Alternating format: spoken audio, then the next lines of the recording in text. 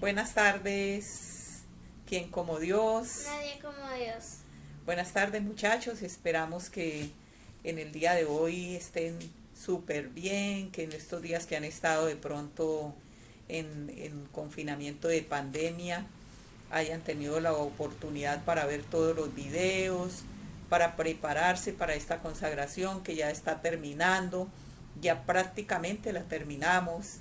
Si Dios quiere, para el próximo 16 de julio es la consagración. Por eso, entre estos días que nos hacen falta, vamos a terminar las lecciones, vamos a dar de a dos lecciones para que nos rinda y poder estar listos para esta fecha.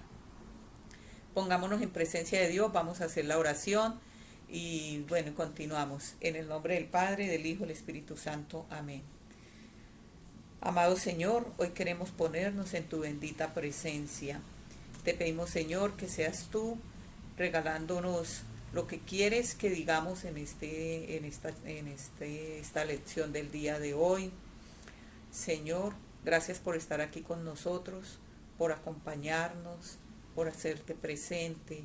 Te pedimos que envíes tu Santo Espíritu para que nos ilumine, para que nos regale sus dones, nos regale el don del entendimiento, el don del conocimiento, para que lo que digamos acá sea solo lo que tú quieres que nosotros digamos.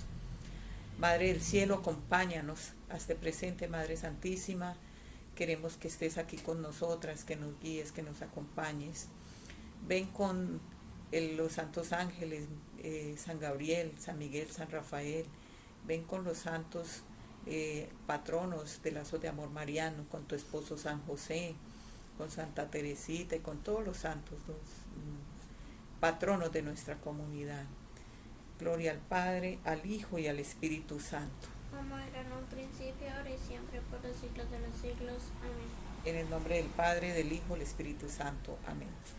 La lección que nos corresponde hoy es la número 29. El título de esta lección es El Verbo se hizo carne. Y el Verbo se hizo carne.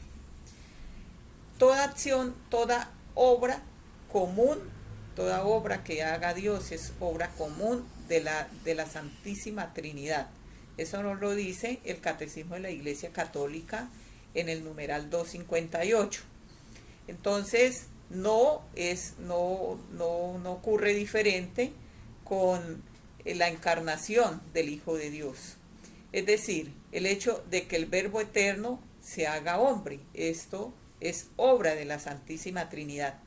San Luis María Griñón de Montfort, en su texto La sabiduría, Amor a la sabiduría eterna, nos relata cómo él se imaginó esa reunión que ocurrió en el cielo con la Santísima Trinidad, donde después de haber el hombre pecado, haber cometido pecado, nuestros primeros padres,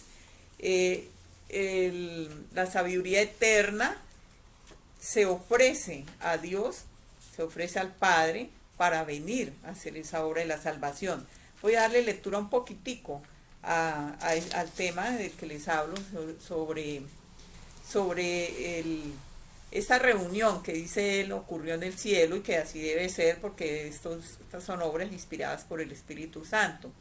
En el numeral 42 nos dice, el decreto de la encarnación. Paréceme ver, por decirlo así, a esta amable soberana, o sea, la sabiduría eterna, convocando y reuniendo por segunda vez a la Santísima Trinidad para decidir la restauración del ser humano, como lo había hecho cuando la creación. Imagino que en este magno consejo se desencadena una especie de combate entre la sabiduría eterna y la justicia de Dios. ¿Por qué? Porque si bien es cierto, la sabiduría eterna sintió compasión de nuestros padres porque habían pecado, también estaba difícil porque estaba la ofensa tan grande que le habían hecho a Dios, entonces había que hacer justicia. Por eso dice que se imagina ese combate, una especie de combate entre la sabiduría y la justicia. Me parece oír a la sabiduría que en la causa del ser humano reconoce que realmente éste y su posteridad merecen ser condenados eternamente, que realmente merecíamos ser condenados eternamente, con los ángeles rebeldes a causa de su pecado, pero que es preciso compadecerse de él, porque su pecado obedece más a debilidad e ignorancia que a malicia. Eso es como el aliciente que encontraba la sabiduría para decir, es que el hombre no pecó por malicia, pecó por ignorancia. En cambio, los ángeles rebeldes sí lo hicieron por rebeldes, por malicia. Y eso era como lo que a favor tenía el hombre. Entonces dice San Luis María Griñón de Montfort: paréceme oír la justicia contestando que la sentencia de muerte y condenación eterna está dictada contra el ser humano y su posteridad y debe ejecutarse sin remisión ni misericordia, como lo fue la dictada contra Lucifer y sus secuaces, que el ser humano es un ingrato después de los beneficios que había recibido, que habiendo seguido al demonio en la desobediencia y el orgullo, debe también acompañarlo en el castigo, porque el pecado debe ser castigado. Eso es la justicia de Dios. El que comete el pecado debe recibir el castigo. Viendo la sabiduría eterna que nadie en el universo era capaz de expiar el pecado del ser humano, satisfacer a la justicia y aplacar la ira divina, y queriendo al mismo tiempo salvar al desventurado a quien amaba por naturaleza, halla un medio admirable. Y dice: amor incomprensible llevado hasta el extremo. La amable y soberana princesa se ofrece ella misma en holocausto al Padre para satisfacer su justicia, aplacar su cólera, liberarnos de la esclavitud del demonio y de las llamas del infierno y merecernos una eternidad feliz. Imagínense ustedes esa reunión en el cielo, donde el hombre había pecado, donde el hombre merecía ser castigado porque no ofendió a cualquiera, ofendió a Dios. Pero la sabiduría eterna le dice, sí hay un aliciente. ¿Cuál es ese aliciente? Que no lo hizo por malicia, lo hizo por ignorancia. Y es ahí donde se ofrece la sabiduría eterna para venir al mundo a salvarnos, para venir a salvarnos. Entonces, es algo muy lindo porque San Luis María nos cuenta cómo fue esa reunión, qué pasó allá.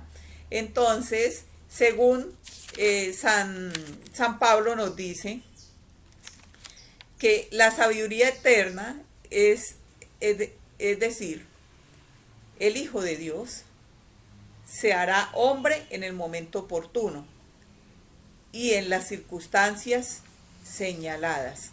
San Pablo no nos dice, nos lo dice San Luis María Griñón de Montfort, de quien estamos hablando. Entonces toman la decisión allá en esa reunión de la Santísima Trinidad, toman la decisión de que el Señor va a venir, la sabiduría eterna, el Hijo de Dios, que es la sabiduría eterna, va a venir aquí, va a hacerse hombre, pero que en su momento oportuno. ¿Cuándo es el momento oportuno? Pues nos dice la Escritura: así pues, al llegar la plenitud de los tiempos, envió Dios a su Hijo, nacido de mujer, nacido bajo la ley. ¿Para qué? Para rescatar a los que se hallaban bajo la ley y para que fuéramos liberados del pecado y nos convirtiéramos en hijos de Dios, o sea, filiación adoptiva. Eso nos lo dice San Pablo en Gálatas 4:5. He aquí la buena nueva de Jesucristo, Hijo de Dios. Marcos 1:1 nos dice esto. Dios ha visitado a su pueblo, dice en el Catecismo de la Iglesia Católica, nos dice en el numeral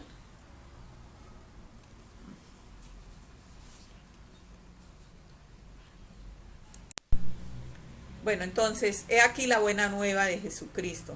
San Marcos nos dice en 1:1 que Dios ha visitado a su pueblo, que Dios ha cumplido las promesas hechas a Abraham y a su descendencia. Lucas 1:5 nos dice que lo ha hecho más allá de toda expectativa. Él ha enviado a su Hijo amado. Nosotros creemos y confesamos nosotros como católicos que Jesús de Nazaret, nacido judío de una hija de Israel en Belén, en el tiempo del rey Herodes el Grande, y del emperador César Augusto, que Jesús de Nazaret, de oficio carpintero, muerto y crucificado en Jerusalén, bajo el procurador Poncio Pilato durante el reinado del emperador Tiberio, es el Hijo eterno de Dios hecho hombre, que ha salido de Dios, quien nos dice Juan en 13:3, San Juan 13:3, que bajó del cielo, que ha venido en carne, porque la palabra se hizo carne, puso su morada entre nosotros y hemos visto la gloria, esta gloria que recibe del Padre, como Hijo único, lleno de gracia y de verdad. Pues de su plenitud hemos recibido todo y todo lo hemos recibido por gracia. Entonces, ¿qué nos concluye esto? Que nosotros, en nuestra profesión de fe, que lo dice el credo, nos dice que creemos en que Jesús es el Hijo de Dios, que vino, que se encarnó en María la Virgen, que se nació de María la Virgen, que se hizo hombre, que fue en tiempos de Poncio Pilato, fue crucificado, muerto y sepultado. Entonces, todo esto nos dice la Escritura según San Juan, y esa es la profesión de nuestra fe. Eso es lo que nosotros creemos, sabemos que es así, que todo lo hemos recibido no porque nosotros nos lo merezcamos, porque somos pecadores, sino lo hemos recibido por pura gracia lo hemos recibido. Ahora bien, ¿para qué se encarnó el Verbo? ¿Para qué se encarnó el Señor? ¿Para qué se encarnó? Primero, como lo hablamos anteriormente, porque se hizo allí en el cielo, estaba la Santísima Trinidad, nuestros primeros padres habían cometido pecado, el cielo estaba cerrado para nosotros, entonces Él vino para salvarnos, para reconciliarnos con Dios. Lo dice San Juan en la primera de Juan 3:5 y de 4 del 10 al 14. Entonces, ¿para qué vino Él? Para salvarnos, para reconciliarnos con Dios. ¿Por qué? Porque estábamos perdidos por el pecado que habían cometido nuestros primeros padres. Para que nosotros así conociéramos el amor de Dios. Porque si Él no se encarna, el Hijo, nuestro Señor no se encarna, no llega, no viene, a lo mejor, nosotros no hubiéramos conocido el amor de Dios. ¿Para qué se encarnó también? Para ser nuestro modelo de santidad. Porque como es Él, tenemos nosotros que ser. Él es santo, Él es nuestro modelo, el cual nosotros debemos seguir. Nos lo dice San Mateo 11:29, San Juan 14:16, Marcos 9:7 y Juan del 15 al 12. Todos los evangelistas coinciden que el Señor vino a este mundo encarnado en María la Virgen para ser nuestro modelo de santidad, para salvarnos, para que lo conociéramos y conociéramos ese amor que Dios tiene por nosotros, y para hacernos partícipes de la naturaleza divina. ¿Cómo nos hacemos partícipes de la naturaleza divina? Porque por filiación somos hijos adoptivos de Dios, y a través del bautismo nos vamos haciendo partícipes de esa naturaleza divina, nos convertimos en sus hijos, en hijos de Dios. Entonces, la fe en la encarnación del Hijo de Dios es el signo distintivo de la fe cristiana. Si no creyéramos que el Hijo de Dios se encarnó y que vino al mundo, no existiría la fe cristiana. Ese es el signo. Entonces, según Primera de Juan nos dice, podréis conocer en esto el Espíritu de Dios. Todo espíritu que confiesa a Jesucristo venido en carne es de Dios. Todos los que confesamos y decimos que Jesús es Hijo de Dios, que se encarnó de María la Virgen y que llegó al mundo, y que todo lo que profesamos nosotros en nuestra fe, esto es lo que nos hace hijos de Dios, nos hace cristianos. Ahora bien, esta encarnación pues trae unas consecuencias, ¿cierto? ¿Qué consecuencias trae esta encarnación? Dice, Jesús en hebreo quiere decir Dios salva. El nombre Jesús en hebreo quiere decir Dios salva. Cristo viene de una traducción griega del término hebreo, Mesías. Entonces, esto quiere decir, Mesías significa el ungido. El verbo encarnado se llama Jesucristo, ¿cierto? Jesús quiere decir que Dios salva. Cristo significa Mesías y el verbo encarnado es Jesucristo. Entonces, ¿cuáles son las consecuencias de esta encarnación? Hay 4 consecuencias. Primera, Jesucristo es verdadero Dios y verdadero hombre. Es decir, tiene 2 naturalezas, una humana y una naturaleza divina, aunque es una sola persona divina. O sea, es una sola persona, pero con 2 naturalezas, la naturaleza humana y la naturaleza divina. Nos lo dice el Catecismo de la Iglesia Católica en los numerales 464 al 469. Muchachos, es importante que no dejen atrás estas citas bíblicas y estas citas que le estamos haciendo del catecismo, para que profundicen, vayan allá, vayan al catecismo, muchachos. Uno lee el Catecismo de la Iglesia Católica y uno dice, qué ignorante soy en mi fe, porque el catecismo lo contiene todo, muy bien explicado, pero muchos no conocemos el catecismo.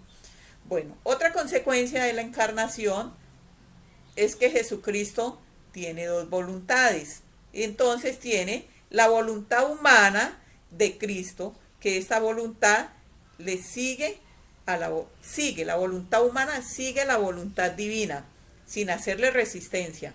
Lo que la voluntad divina resuelva, la voluntad humana la sigue. ¿Por qué? Porque esta voluntad está subordinada ¿a quién? Pues al omnipotente, a Dios. La voluntad humana debe estar subordinada a la voluntad divina. Entonces el Señor, por eso cuando en el Monte de los Olivos el Señor estuvo haciendo su oración en ese momento, Él decía, la voluntad humana le hacía pensar que el Señor apartara este cáliz de Él, apartara este momento tan difícil, pero la voluntad divina le hacía decir, Señor, que no se haga mi voluntad sino la tuya, que se hiciera la voluntad divina. También otra consecuencia de la encarnación es que Jesucristo es el Mesías. El Mesías, como ya se dijo, Jesús es el Cristo, o sea, es el Mesías, es decir, que es el ungido. En el pueblo de Israel se ungía a los reyes. En la primera de Samuel, recuerden cuando el Señor le envía a Samuel para que busque a Saúl, y el papá de Saúl le saca a todos los muchachos que hay, y cuando sale Saúl es al que ungen, es con un aceitico, entonces lo ungía. Esto quiere decir que él iba a ser el rey. Lo mismo ocurría cuando fueron a buscar a David también, que llegaron todos, buscaron a todos, y David estaba por allá, como era el muchacho, el pequeñín, estaba pastoreando las ovejas, y hasta que no llegó él, no lo ungieron porque él era el elegido. Entonces se ungían a los reyes, a los sacerdotes y a los profetas. nos dice Éxodo 29:7 y Primera de Reyes. De allí recibimos el nombre de cristianos, pues somos ungidos en el bautismo. ¿Esto quién nos lo dice? El Catecismo de la Iglesia Católica, de los numerales 436 al 440. Otra consecuencia de esta encarnación es que reconocemos que Jesucristo es el Hijo de Dios. Jesucristo es el Hijo único de Dios, en cuanto es, vamos a decir, de la misma naturaleza que el Padre. Esto es lógico. Si yo soy humano, pues tengo un hijo, mi hijo es humano, ¿cierto? Pero si yo soy divino y tengo un hijo, Dios Padre tuvo ese hijo, entonces por consiguiente el hijo también es Dios o es divino. Todos nosotros somos hijos adoptivos de Dios, pero Jesucristo es hijo único del Padre, ¿sí? Es divino. Jesucristo, otra consecuencia es que Jesucristo es el Señor. El término griego kairos o kyrios traduce Señor. Así era como se le decía en esa época a Dios en el Antiguo Testamento. Jesús es el Señor. Así se le reconoce continuamente en las Escrituras. Podemos ver Mateo 8:2, 14:30, 15:22, Juan 20:28, 21:27 y en el Catecismo de la Iglesia Católica del 446 al 451. Entonces, muchachos, resumiendo, podemos ver cómo el Señor, el Verbo, se encarna de María la Virgen y viene a este mundo porque la falta tan grande que habían cometido nuestros primeros padres, era tan grande que nadie la podía subsanar. ¿Por qué? Porque ofendimos a un Dios tan grande, a un Dios omnipotente. O sea, la omnipotencia. Si nosotros ofendemos a un Dios omnipotente, pues la falta es grande. Por ejemplo, tenemos nosotros los que somos padres de familia. Si yo voy por la calle y de pronto un indigente me agrede, pues es una falta, ¿cierto? Es una falta. Pero si de pronto un hijo me agrede, es una falta mucho más grave. La del indigente es grave, pero si es un hijo, es una falta mucho más grave porque está agrediendo ¿a quién? A un ser que es su madre, ¿cierto? Tiene como un reconocimiento más alto. Entonces lo mismo ocurrió con la ofensa que nosotros le hicimos a Dios. Nadie en este mundo podría haber subsanado esa ofensa a Dios. ¿Quién como Dios? Nadie como Dios. Bueno, entonces vamos a pasar al tema de la anunciación. Entonces, ya vimos que el Verbo se encarna, el Verbo toma la decisión en la Santísima Trinidad para que el Verbo venga a este mundo y se encarne. Entonces, ahora vamos a ver cómo fue el misterio de la anunciación. Estaba la promesa que el Señor le iba a dar a la casa de David, le iba a dar un rey. Esta escritura la conocían todos los judíos. Ellos esperaban el Mesías, ellos lo estaban esperando. Y también le dice el ángel que reinará por los siglos de los siglos y que ese reinado no tendrá fin. Entonces María le responde al ángel, él le responde, he aquí la esclava del Señor, hágase en mí según tu palabra. Y el ángel se va. Entonces, la anunciación a María, ¿qué hace? Hablábamos de que el Verbo encarnado venía cuando llegara la plenitud de los tiempos. Pues esta anunciación lo que hace es inaugurar la plenitud de los tiempos. En ese momento inaugura, porque en ese momento es cuando se va a cumplir la plenitud de los tiempos. Va a llegar el Verbo, se va a encarnar o se encarna en la Santísima Virgen María. El cumplimiento de las promesas de Dios, ¿cierto? Entonces nos dice San Pablo en Gálatas 4:4, la anunciación inaugura la plenitud de los tiempos. María es invitada a concebir a aquel a quien habitará corporalmente la plenitud de la divinidad. Nos lo dice San Pablo en Colosenses 2:9. La respuesta divina a su ¿cómo será esto? Puesto que no conozco varón, dice San Lucas, se dio mediante el poder del Espíritu. El Espíritu Santo vendrá sobre ti. Acuérdense, numerales numeral 484 de el Catecismo de la Iglesia Católica. El Padre de la Misericordia, quien quiso que el consentimiento de la que estaba predestinada a ser la madre precediera a la encarnación. ¿Qué pasa? No había, o sea, si Dios podía enviar a su hijo, el hijo podía llegar al mundo de cualquier manera, pero Dios quiso que se encarnara de María la Virgen y que además es la Virgen diera el consentimiento, diera ese sí, ese fiat que llamamos, dijera sí, hágase en mí según tu palabra, porque Dios respetó la decisión de la Santísima Virgen María. Entonces nos dice San Bernardo, nos dice en un escrito, en uno de sus escritos dice, pues en ese momento, antes de que la Santísima Virgen María dijera que sí, se queda como un silencio, se forma como un silencio.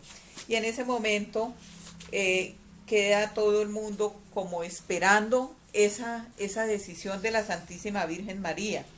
¿Por qué? Porque de esa decisión, de ese sí de la Santísima Virgen María, dependía nuestra salvación. Y entonces San Bernardo de una manera hermosa describe el momento de la respuesta de María al ángel. Y entonces San Bernardo se sitúa en ese momento en nombre de la humanidad perdida y le suplica así a la Santísima Virgen María: ¿oíste, Virgen, que concebirás y darás a luz a un hijo? ¿Oíste que no será por obra de varón, sino por obra del Espíritu Santo? Mira que el ángel aguarda tu respuesta, porque ya es tiempo de que se vuelva el Señor que lo envió. También nosotros, los condenados infelizmente a muerte por la divina sentencia, esperamos, Señora, esta palabra de misericordia. O sea, en ese momento como que se forma ahí como un, ¿cómo se llama? Un momento de suspenso, esperando la respuesta de la Santísima Virgen María, porque de eso dependía la salvación del género humano. Entonces le dice San Bernardo: se pone entre tus manos el precio de nuestra salvación. Enseguida seremos librados y conscientes. Si la Virgencita decía así, estaríamos libres, estaríamos librados, porque vendría el Señor a salvarnos. Por la palabra eterna de Dios fuimos todos creados, y a pesar de eso morimos. Mas por tu breve respuesta seremos ahora restablecidos para ser llamados nuevamente a la vida. Esto te suplica, oh piadosa Virgen, el triste Adán, desterrado del paraíso con toda su miserable posteridad. Esto Abraham, esto David, con todos los santos antecesores suyos. Esto que están detenidos en la región de la sombra, de la muerte. Esto mismo te pide el mundo, todo postrado a tus pies. Y no sin motivo aguarda con ansia tu respuesta, porque de tu palabra depende el consuelo de los miserables, la redención de los cautivos, la libertad de los condenados, la salvación finalmente de todos los hijos de Adán, de tu linaje. Imagínense qué importante este sí de María, qué grandeza tenía este sí de María, que si ella no hubiera dicho sí, ¿qué habría pasado con la redención del mundo? ¿Qué habría pasado con el género humano? Y le dice, ¿por qué tardas? ¿Qué recelas? Cree, di que sí y recibe. Que tu humildad se revista de audacia y tu modestia de confianza. De ningún modo conviene que tu sencillez virginal se olvide aquí de la prudencia. En este asunto no temas, Virgen prudente, la presunción, porque aunque es buena la modestia en el silencio, más necesaria es la piedad en las palabras. Abre, Virgen dichosa, el corazón de la fe,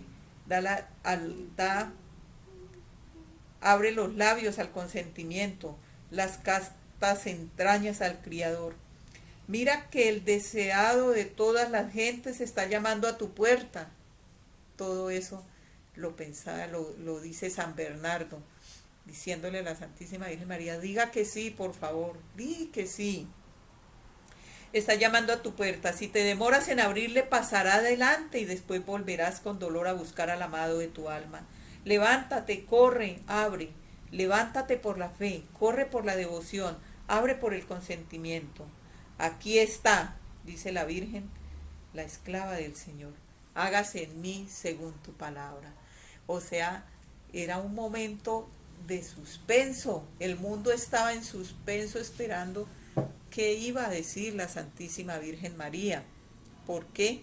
Porque de ese sí dependía la redención del género humano. Gracias a Dios, la Santísima Virgen María dio ese sí para que el Verbo se encarnara y viniera a este mundo para salvarnos a nosotros. Bueno, entonces, a través de esto, ¿por qué es tan importante consagrarnos a la Santísima Virgen María? Porque, la consagración nos lleva, como lo hemos dicho siempre, a los brazos de Jesús, ¿sí? Porque el Señor había podido tomar otra decisión, había podido decidir que Jesús viniera al mundo no por encarnarse en una virgen, pero así lo decidió el Señor, solo por gracia divina, solo por su decisión el Verbo se encarna en una virgen llamada la Santísima Virgen María. Entonces, el día 25 de marzo es el día del consagrado, porque es el día de la anunciación, es el día de la encarnación del Verbo, cuando el ángel se le aparece a la Santísima Virgen María. Entonces, ese es el día del consagrado, para que tengan en cuenta, el 25 de marzo, el día de la encarnación. Entonces, ¿para qué este misterio ha sido inspirado por el Espíritu Santo? ¿Para qué? Pues para honrar e imitar la dependencia inefable que Dios Hijo quiso tener respecto a María, para gloria del Padre y para nuestra salvación.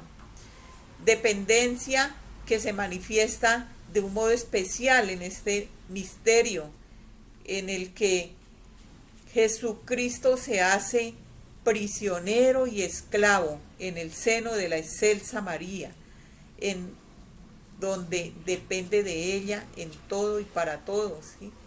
Él se encarna de la Santísima Virgen María y llega siendo un hijo, un niño, y ahí está dependiendo de la Santísima Virgen María para todo. También para agradecerle a Dios las gracias incomparables que otorgó a María, especialmente haberla escogido como su dignísima madre. Esto es como el culmen de este misterio, esta elección que hizo la Santísima Virgen María. Entonces, estos son como los fines principales de la consagración. Entonces, vamos a ver la grandeza y la excelencia y la grandeza del misterio de Jesús que vive y reina en María. O sea, ¿para qué y por qué Jesús vive y reina en la Santísima Virgen María? Este es el primer misterio.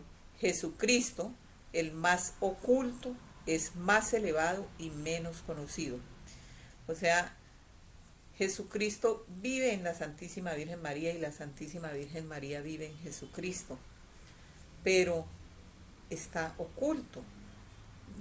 O sea, pocas personas son conscientes de que Él está ahí en María y de que María está en Jesús. También en este misterio Jesús en el seno de María. Los santos la denominan la sala de los secretos de Dios. Estando Jesús viviendo en María, escoge, de acuerdo con ella, a todos los elegidos. O sea, María participa en esta elección que hizo Jesús de los apóstoles, de los elegidos, de los que van a seguir, los que van a estar con el Señor.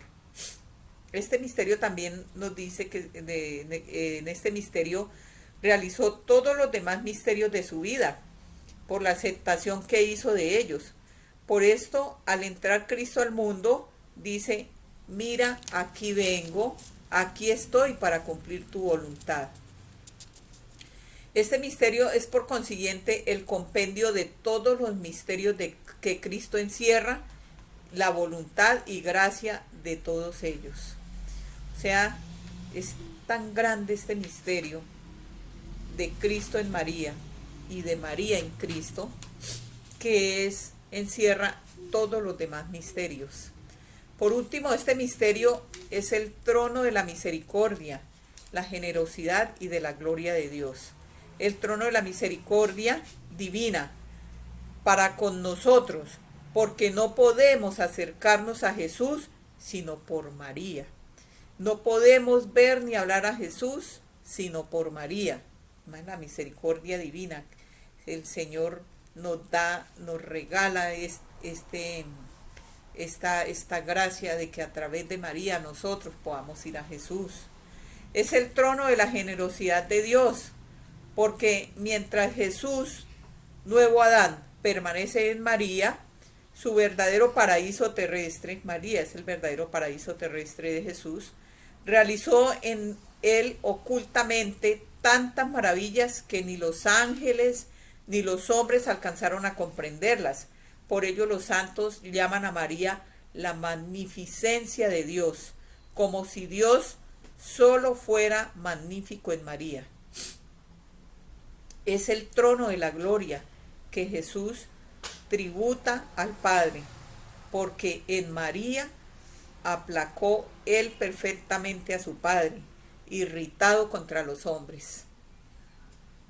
Si no hubiera sido por la Virgen María, que Dios amó y ama tanto, que nos amó y ama tanto, que nos envía a su Hijo a través de ella fue que se aplacó la ira de Dios. En ella también se reparó perfectamente la gloria que el pecado le había arrebatado. O sea, a través de Eva comete el pecado, ¿sí? Y María repara ese pecado. María repara ese pecado. En ella, por el holocausto que ofreció de su voluntad y de sí misma, dio al Padre más gloria que la que le habrían dado todos los sacrificios de la ley antigua. Se entregó ella misma, toda ella, como lo hizo Jesús por nosotros. María se entregó al Padre para hacer efectiva esa obra de redención. Ella le dio una gloria infinita que jamás había recibido del hombre. Ella glorificó a mi Señor a través, por eso la oración del Magnificat, ella glorifica al Señor. Bueno, entonces, hasta aquí podemos ver con la lección 29 el misterio de la anunciación y la encarnación, cómo el Verbo se hizo carne y por qué vino al mundo, por qué quiso venir al mundo para salvarnos. Ahora vamos con la lección número 30, muerte de cruz. Nos dice el Santo Evangelio que tomaron pues a Jesús y él cargando con su cruz salió hacia el lugar llamado Calvario, que en hebreo se llama Gólgota, y allí lo crucificaron. Nos lo dice Filipenses 2.8. Y con él crucificaron a otros dos, uno a cada lado, y Jesús en el medio. Junto a la cruz de Jesús estaban su madre y la hermana de su madre, María, la mujer de Cleofás, y María Magdalena. Jesús, viendo a su madre y junto a ella al discípulo a quien amaba, dice a su madre: mujer, ahí tienes a tu hijo. Y luego dice al discípulo: ahí tienes a tu madre. Y desde aquella hora el discípulo la acogió en su casa.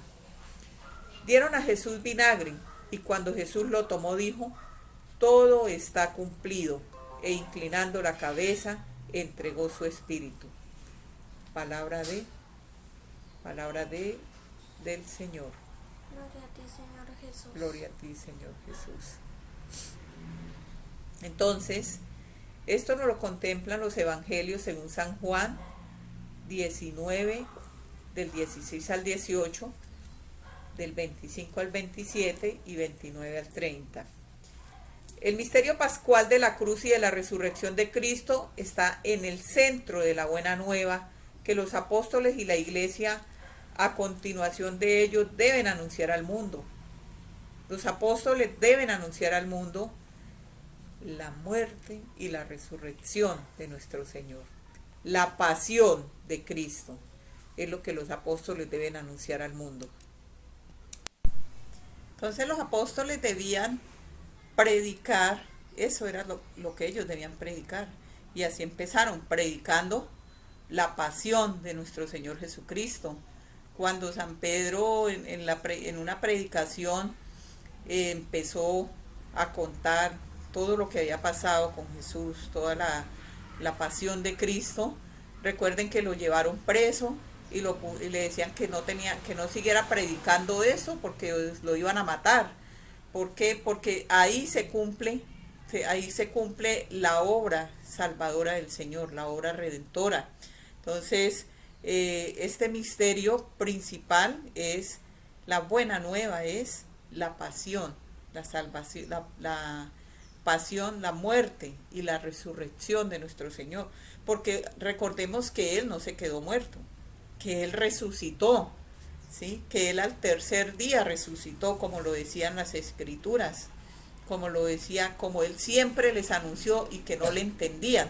Entonces, eso fue como la buena nueva que ellos predicaban, con la que ellos evangelizaron, con la muerte y la resurrección de nuestro Señor Jesucristo, contando lo que ellos habían vivido.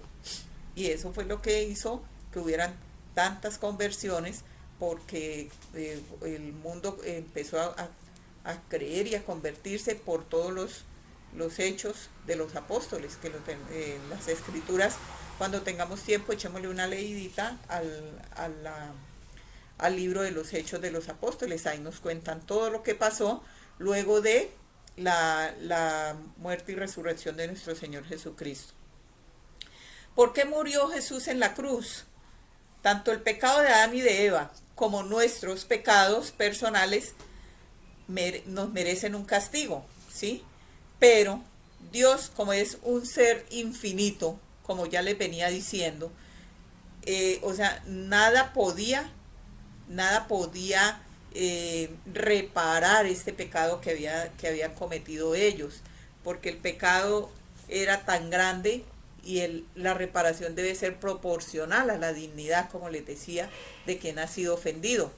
Entonces, así la humanidad entera hubiera muerto en la cruz, no hubiera sido capaz de reparar un solo pecado cometido contra Dios. Pues el Señor, sí, para esto el Señor viene Jesús y para esto se ofrece a redimir nuestros pecados porque Él tiene la misma dignidad, es un ser divino, es el Hijo de Dios. Entonces, como ya lo habíamos repetido en la lección anterior, Él es como el único digamos que está en condición de, de reparar este pecado tan grande que los hombres le habían ofendido y habían hecho contra Dios, que nuestros primeros padres. Entonces, para reparar esta falta se necesita un ser infinito que lo repare, porque Dios es infinito. Nosotros somos finitos, nosotros tenemos principio y fin, Dios es infinito. Por eso, solo el mismo Dios podía reparar la falta que se cometió contra Él, cargando con toda nuestra culpa, poniendo encima de sí toda nuestra maldad. Así Dios, a quien no conoció pecado, Dios no conoció pecado, se hizo pecado por nosotros, para que viniésemos a hacer justicia de Dios, para que se hiciera justicia en Él. Imagínense. O sea, esto es un poco confuso, a veces no lo entendemos. Decimos, ¿por qué murió en la cruz el Señor? No, para salvarnos. ¿Pero por qué para salvarnos? Porque el pecado era tan grande que nosotros ni por todos los hubiéramos muerto, todos no habríamos reparado este pecado. Si Jesús no hubiera muerto en la cruz por nosotros, no hubiera habido quien nos reconciliara con el Señor. No hubiera habido quien. Entonces, la pasión del Señor trajo unos efectos, ¿sí? Según Santo Tomás, dice que la pasión del Señor trae 6 efectos. El primero es la liberación del pecado, porque nos libra del pecado. El segundo es liberarnos del poder del diablo, porque la liberación del pecado, porque el Señor con su muerte nos limpia de los pecados con su sangre preciosa. Entonces Él sufre esa pasión y purga o paga el precio de nuestro rescate. Nos libra del poder del diablo. ¿Por qué? Porque el diablo estaba contento. ¿Por qué? Porque ya el mundo estaba en sus manos, estaba en su poder. Entonces, cuando en esa época, el mundo estaba en las manos del diablo y el cielo estaba cerrado para todos. El que moría no iba al cielo, el que moría iba al seno de Abraham a esperar el momento de la redención. Y cuando muere Jesús, el cielo se abre y pueden llegar al cielo Moisés, Abraham y todos los padres y todos los que el Señor, los que estaban esperando el momento de esa salvación.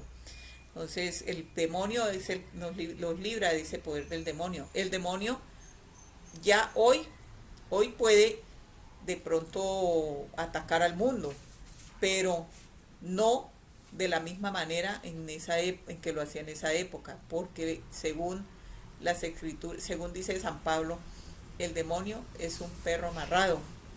Si yo me le arrimo, me va a morder, pero si no, no. O sea, tengo esa capacidad de decidir si me voy para el demonio o me quedo donde Dios, o me quedo con el Señor.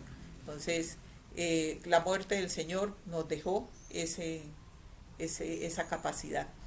También nos libra de la pena del pecado. Además de librarnos del pecado, nos libró de la pena eterna que merecíamos, es decir, del infierno. El profeta Isaías había anunciado de Cristo. Él fue ciertamente quien tomó sobre sí nuestras enfermedades y cargó con nuestros dolores, con el fin de liberarnos de la pena de nuestros pecados. La entrega del Señor en la cruz hizo que nosotros hubiéramos sido liberados de esa pena. Luego también la muerte del Señor y la cruz, la pasión del Señor nos reconcilió con Dios. El apóstol San Pablo dice que fuimos reconciliados con Dios por la muerte de su Hijo. Así como el hombre ofendido se aplaca fácilmente en atención a un obsequio grato que le hace el ofensor, así el padecimiento de Cristo, así el padecimiento de Cristo fue un obsequio tan grato a Dios que en atención a este bien que nos halló en una naturaleza humana, se aplacaron todas las ofensas del género humano. Imagínense, si el padecimiento de Cristo aplacó todas las ofensas del género humano, todas las ofensas que le habíamos hecho a Dios, todas las ofensas. Se abren las puertas del cielo, dice la carta a los Hebreos, en virtud de la sangre de Cristo tenemos firme confianza de entrar en el santuario que Él nos abrió, Hebreos 10:19.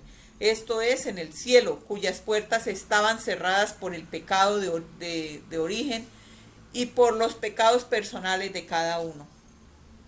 Como lo decía, todos iban al seno de Abraham y esperar, pero con la pasión y la cruz de Cristo se abrieron las puertas del cielo y muchos fueron liberados. Esa exaltación del propio Cristo. En su maravillosa epístola a los Filipenses escribe el apóstol San Pablo, hablando de Cristo, se rebajó a sí mismo, haciéndose obediente hasta la muerte y una muerte de cruz. Por eso Dios lo exaltó y le otorgó el nombre que está sobre todo nombre, para que en el nombre de Jesús toda rodilla se doble en los cielos, en la tierra y en los abismos, y toda lengua confiese que Cristo Jesús es el Señor, para la gloria de Dios Padre. Ante el nombre de Jesús toda rodilla se doble en el cielo y en la tierra. Esto es hermoso, esto es algo grande, algo maravilloso. ¿Y saben qué le duele a uno? Que hoy en día ni siquiera nos arrodillamos en diferentes circunstancias, en las homilías. Pues ya que estamos ya que estamos así en la cuarentena, yo digo que hay gente que, como la misa es la Eucaristía, por no decir así como todo simple, la Eucaristía es por medio de un dispositivo, de un aparato electrónico, o sea, que el padre, el sacerdote no nos puede ver ni nadie más. Nosotros nos quedamos sentados, digamos, sí, pues respondemos a las lecturas, pero no hacemos las posturas litúrgicas. Sí. Y ahí estamos fallando. Eso es muy grave. Claro. En la Eucaristía, donde está Jesús, hasta en la consagración no nos arrodillamos. Sí. Eso es una falta muy grave con Dios. Sí, porque la Escritura dice clarito, ante el nombre de Jesús toda rodilla se doble en el cielo, en la tierra. El Señor, Dios exaltó al Señor sobre todo nombre y sobre todo hombre. Ante el nombre de Jesús toda rodilla se doble en el cielo, en la tierra y en los abismos. Porque debemos reconocer que que Jesús es el Señor, para gloria de Dios Padre. Bueno, como dice Camila, o sea, muchas veces se nos olvida. Estamos olvidando, estamos dejando pasar las posturas litúrgicas, Y no debemos familiarizarnos tanto y crear en nosotros tanta tranquilidad ante las cosas de Dios, porque veamos todo lo que el Señor entregó por nosotros, veamos toda la grandeza y majestad que tiene nuestro Señor, para que nosotros lo veamos como cualquier, cualquier persona normal. Bueno, el siguiente tema es la predicación de la cruz. Hay personas, a veces nuestros hermanos separados nos juzgan porque nosotros tenemos un crucifijo, porque dicen que nosotros estamos predicando un Cristo muerto, que nosotros estamos predicando a un muerto, pero nosotros predicamos la muerte y la resurrección del Señor. Entonces, ¿cómo no amar al divino crucificado cuando sabemos que entregó su vida por nosotros? Nosotros predicamos a un Cristo crucificado, pero un Cristo crucificado que resucitó, que está vivo, subió a los cielos y que está con nosotros. Lo tenemos aquí en nuestra custodia, en la Sagrada Eucaristía. Es un Cristo vivo. Hoy precisamente estamos celebrando el día de el Sagrado Corazón de Jesús. Entonces, nosotros no estamos predicando un Cristo muerto, estamos exaltando la cruz de Cristo. Como dice San Pablo, Dios me libre de gloriarme si no es en la cruz de Cristo, porque sin la cruz, con la cruz de Cristo, yo estoy muerto para el mundo y el mundo está muerto para mí, porque tenemos que entender que la cruz de Cristo nos está mostrando el gran sacrificio que el Señor hizo por salvarnos, pero también nos está recordando que Él de esa cruz resucitó, que el Señor resucitó.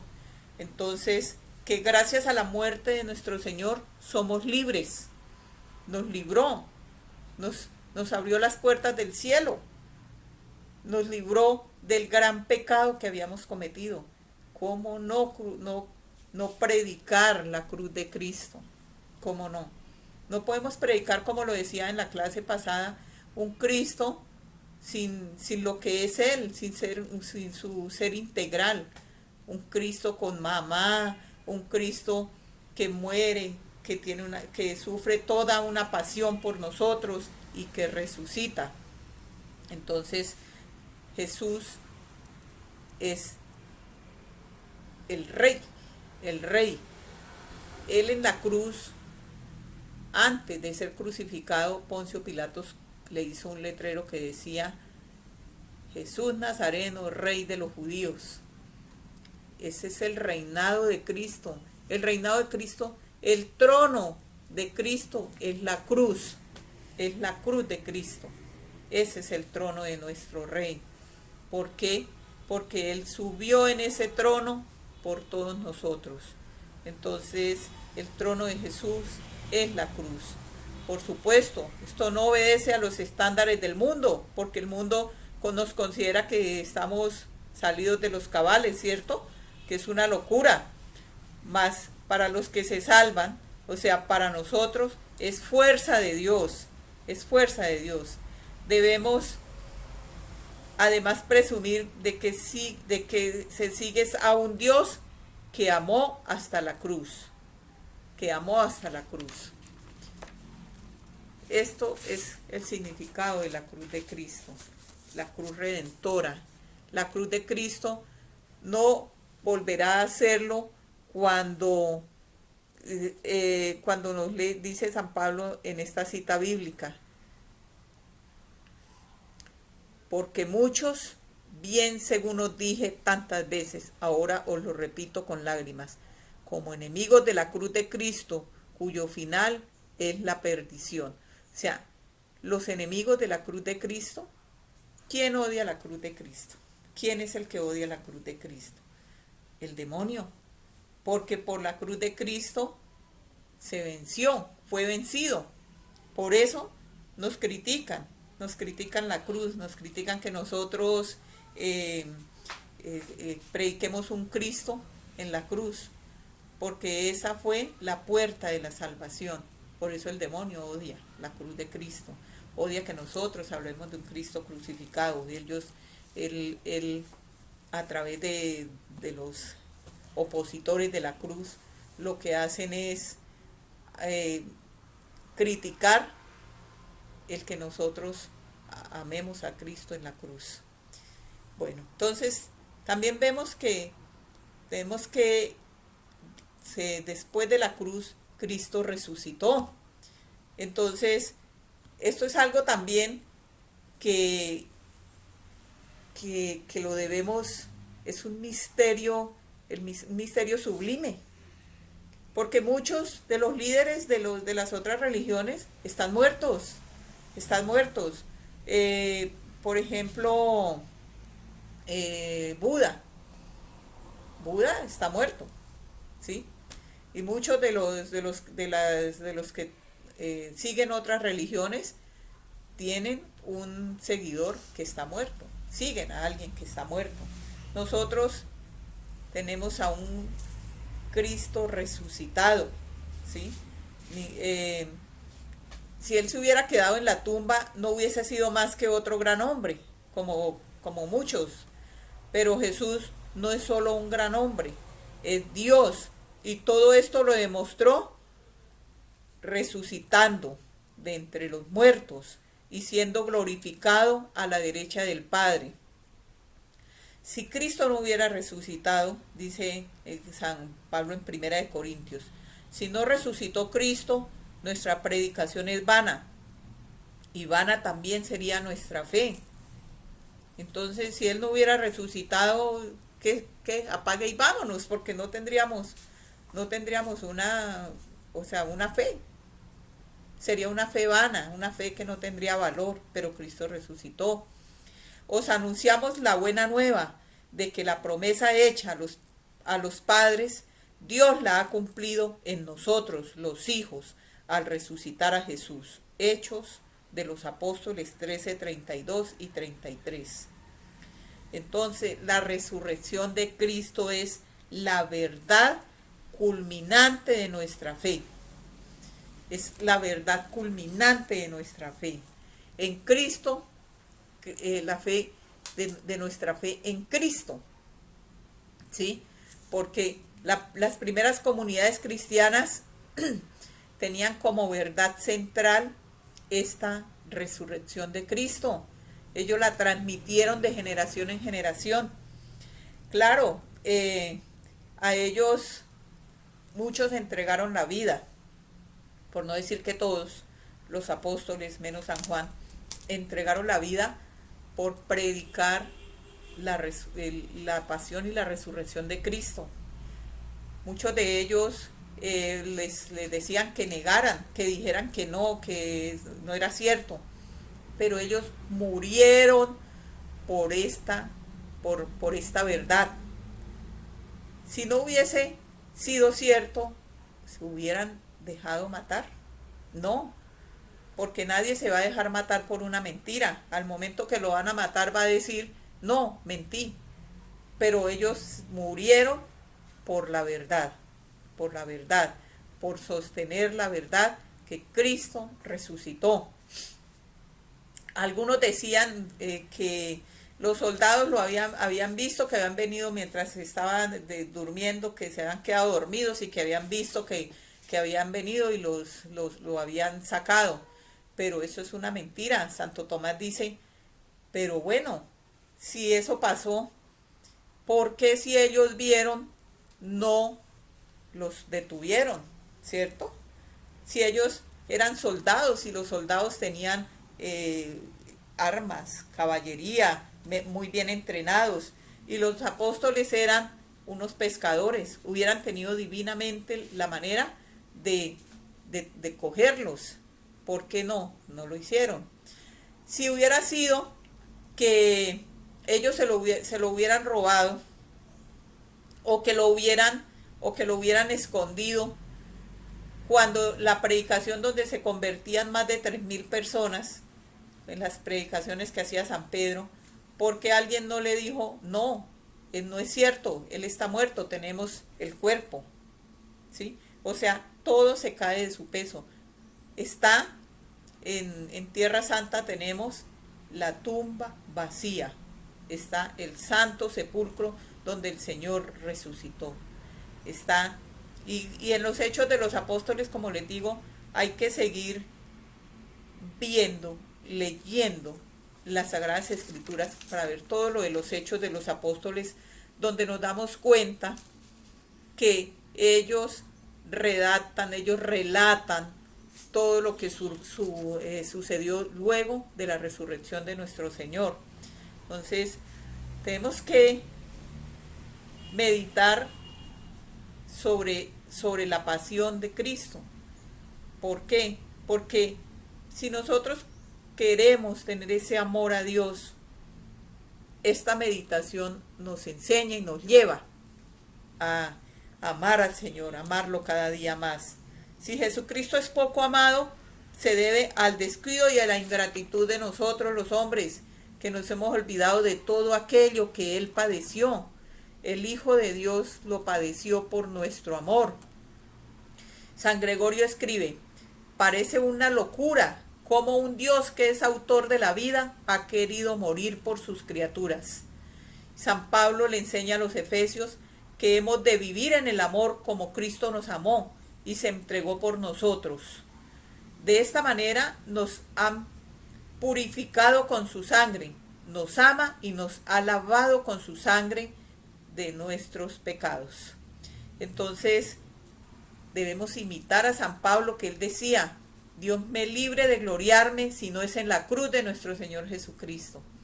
O sea, Dios nos libre de dárnoslas demasiado importantes. Al contrario, tenemos que gloriarnos es en la cruz de Cristo. Bueno, entonces muchachos, como podemos ver, son sobre la encarnación y sobre la pasión de nuestro Señor Jesucristo. Habría mucho, pero mucho que hablar, mucho que meditar, mucho que reflexionar, si estamos siendo de verdad agradecidos, si estamos de verdad correspondiendo al Señor ante esa entrega de amor que hizo por nosotros. Si ya renunciamos a nuestros pecados, si ya renunciamos a todo lo que ofende a Dios. No, que es que estoy poquito a poco, y entonces cada que yo cometo un pecado, estoy poquito a poco crucificando nuevamente a nuestro Señor. Muchachos, reflexionemos sobre esto, reflexionemos sobre todo lo que nosotros diariamente ofendemos a Dios. ¿Quién como Dios? Nadie como Dios. ¿Y después de Dios? Nadie como María. Bueno, entonces muchachos, pues hoy vimos estas dos lecciones, las prácticas para estas dos lecciones. La primera, la de la lección primera, es, ya les digo, la práctica de la segunda lección es ver la película de la Pasión de Cristo de Mel Gibson. Ana Catalina Emmerich es una mística alemana y ella tuvo la gracia de que el Señor le mostrara la pasión, todo lo de la pasión. Este libro que tengo acá es hermoso, se llama La amarga pasión de Cristo, de Ana Catalina Emmerich. Esta foto que está aquí es precisamente de la película de la Pasión de Cristo. Veamos esta película, veámosla en un clima de oración, en un clima de reflexión, en un clima de reparación porque esta película es excepcional. Nos muestra paso a paso cómo cómo a esta vidente le fue revelada la pasión de nuestro Señor.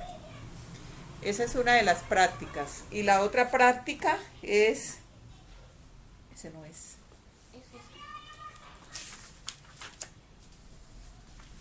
es visitar un hogar de niños abandonados y llevarles una ayuda. Muchachos, no olviden el Tratado de la Verdadera Devoción. Bajen por internet, por PDF. Voy a ver si puedo de alguna manera, pero ustedes lo pueden hacer también. El, el, el librito de Amor a la Sabiduría Eterna. Y léanlo. Ya es momento de que nosotros estemos haciendo muchas lecturas espirituales, de que nos estemos cambiando muchas cosas en nuestra vida. Y después de Dios, nadie como María. bueno, entonces vamos a hacer la oración, vamos a hacer la oración final, para que ya con esto, entonces muchachos, la próxima charla son las otras dos lecciones que nos hacen falta. Esta es 31, estamos en la 30, seríamos hasta la 32 y nos queda pendiente una lección que, bueno, igual nos quedan 3 lecciones, mejor dicho, y el retiro. Váyanse preparando, aprovechen estos días, no olviden que si no podemos ir a Eucaristía, la podemos ver por YouTube, en vivo. Yo a veces les envío enlaces para que vean la Eucaristía. Y también no olviden que el Santísimo también está en vivo, expuesto en muchas capillas del mundo. En el nombre del Padre, del Hijo y del Espíritu Santo. Amén. Amado Señor, te damos infinitas gracias porque nos permitiste poder hablar de ti, Señor. Ante todo nos excusamos porque mostrarte a ti no es fácil, porque hablar de ti nunca seremos tan capaces de hacerlo, porque tú eres la omnipotencia, la grandeza, Señor. Nosotros apenas somos unas criaturas insignificantes y en proceso de aprendizaje. Por eso te pedimos perdón, Señor, si de pronto no lo hicimos lo mejor posible, si de pronto nos confundimos, pero Señor, te damos gracias porque si no fuera por tu amor y por tu gracia y a ti Espíritu Santo que estás acá, a lo mejor ni siquiera nos atreveríamos a ver un medio de comunicación.